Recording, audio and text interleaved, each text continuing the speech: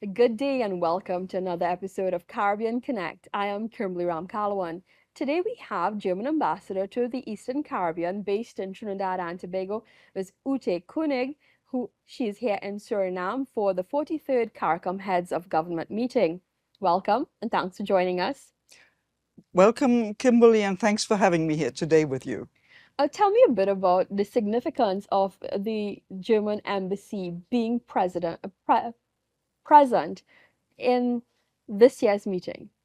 Well, first of all, this is now the really first meeting we are having since the pandemic started, where the ambassadors to CARICOM were invited. So we are all making use of that opportunity to meet with the heads and the foreign ministers and the delegations, because we all understood that real personal contacts are vital also in diplomacy.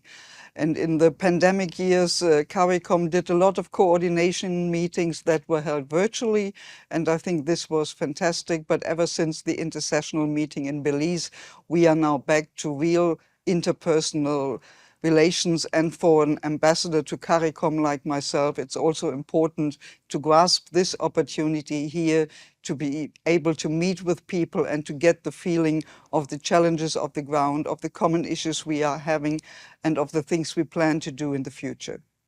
Now, this year we have four main areas, the CSME, public health, and it's the public health as well as travel. Agriculture takes center stage. Yeah. Tell me about some of the areas of concern on this year's agenda that is of particular interest to your country and even being a member state of the European Union. Thank you, Kimberly. For Germany, the issue of climate change is always of most vital importance, because we recognize that the Caribbean countries are one of the most vulnerable countries in the world. We're having had a small relation with the small island states for a long number of years. And as German embassy in Trinidad, we are responsible for cooperation projects with CARICOM as part of our regional cooperation to help with the issue of climate change. We are a great sponsor of the Caribbean Diversity Fund. We are working on renewable energy programs, and we're helping certain countries also with their NDC contributions.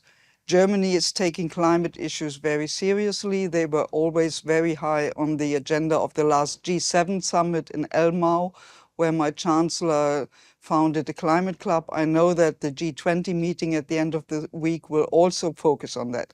But of course, we all know that the situation with the terrible war in Europe has had another effect on the whole world, and that is concerning the food situation.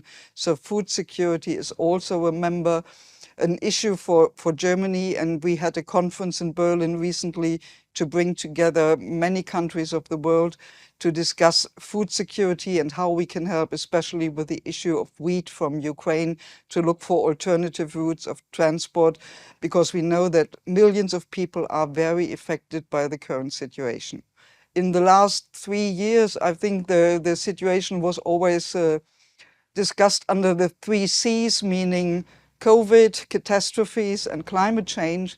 And now in the world, it's also having to do with the three F's. So that's fuel, that's food, and it's finance. And the issue of financing for climate change was on the agenda in Glasgow, and it will also be on the agenda in Sharm el-Sheikh. And Germany, together with Egypt, is preparing for the next COP, and we will have a meeting in Berlin in July, the Petersburg Climate Dialogue, also to prepare that. And I noticed that here the finance is high on the agenda of CARICOM. That was mentioned in all the speeches, the questions of loss and damages. And these will be also issues Germany is willing to take up in Berlin. The COP in Egypt will focus very much on implementation. And I think that's also an issue we see here in CARICOM, that we have to move from words to action and to implement things. And that will be important to all of us. Tell me a bit about the progress that you've seen CARICOM states make towards these issues.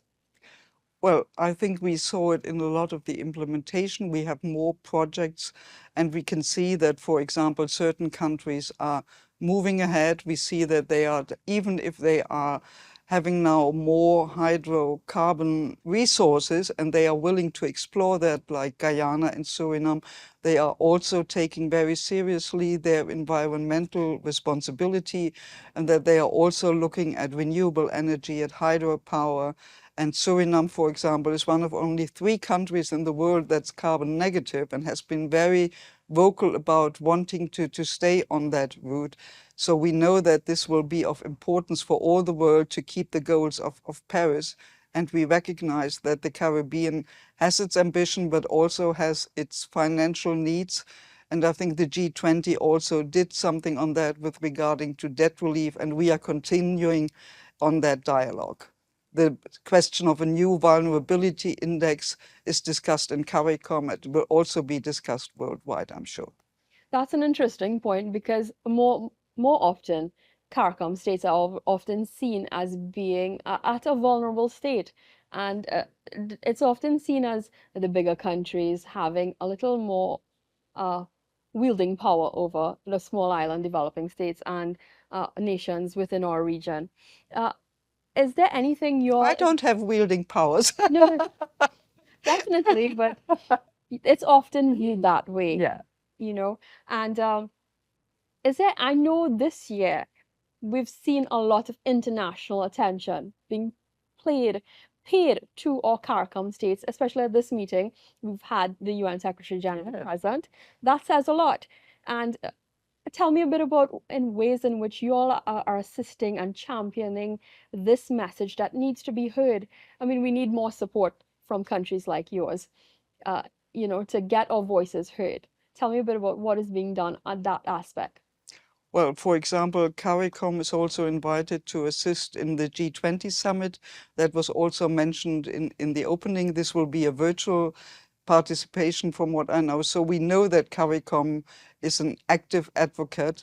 And I can tell you that my German foreign minister is on her way to Bali, and she will continue to Palau, which is one of the small Pacific islands in the Pacific that are also forming members of the SID. So it shows that we're taking the situation of small island states very seriously, and we want to listen to their worries and to help them bring that into the international situation. We have also invited member states of CARICOM to assist in the Petersburg climate dialogue. So they will have their chance to put the Caribbean position in Berlin on the table and show their interest and their influence in the ongoing international discussions. And I've met several people here who are also yet planning to go to Sharm el-Sheikh, and we all hope that the raising ambitions we need to meet the Paris goals will go one step further in Egypt.